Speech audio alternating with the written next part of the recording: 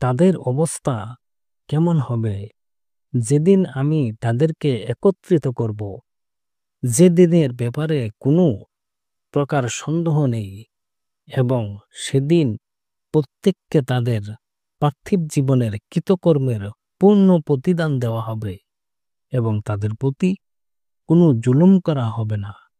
হে মুহাম্মদ সাল্লাল্লাহু আলাইহি সাল্লাম, আপনি বলুন, হে আল্লাহ, তুমি সমগ্র জগতের মালিক। তুমি যাকে ইচ্ছা রাজত্ব দান করো, আর যার থেকে ইচ্ছা রাজত্ব কেড়ে নাও। যাকে ইচ্ছা তুমি সম্মান দাও, যাকে ইচ্ছা লাঞ্ছিত করো। তোমার কুদরতি হাতেই কল্যাণ। নিশ্চয়ই তুমি সকল ব্যাপারে সর্বক্ষমতার অধিকারী। সূরা আল ইমরান আয়াত 25 থেকে 26।